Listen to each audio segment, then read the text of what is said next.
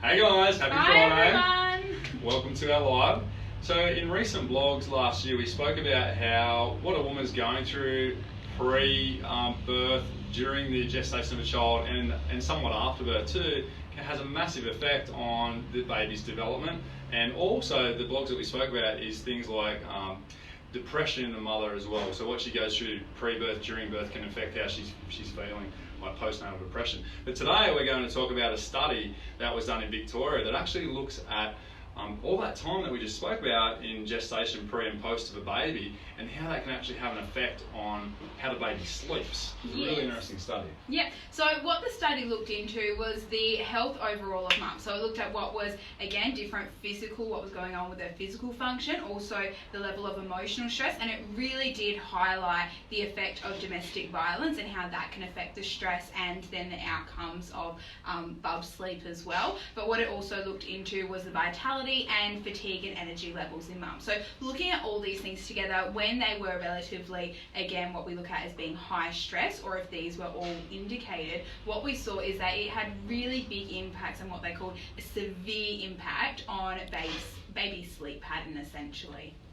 Yeah, so with the stress, so maternal stress during pregnancy and even leading into pregnancy has been shown to affect our sleep hormone, the melatonin, to a point where it then affects our sleep cycle.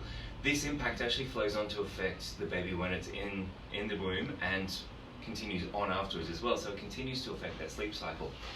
The other thing that this stress and depression will do is change your cortisol, which is your stress hormone, and that again has an impact on the baby both in the womb and afterwards as well, to the point where an increased cortisol level will actually reduce your sleep cycle, so the baby will wake more often and easier. So it has a massive impact there as well.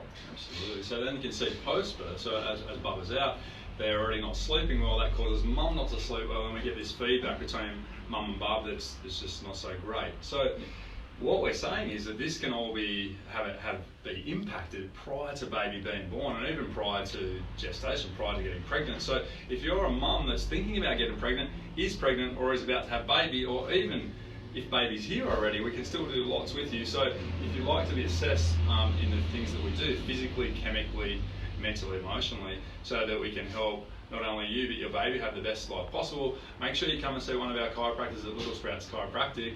And we're actually, some things are changing at Little Sprouts at the moment. You may have seen on our Facebook page this week, if you haven't yet, we are actually going to be opening up a new practice in Newcastle at the beginning of February. So if you live closer to Newcastle, or if you are in the area here and you want to go down to Newcastle instead, then Dr. Olivia and myself will be down in Newcastle, and so we would be happy to do an assessment and see what we can do to help you in all aspects of your life as well.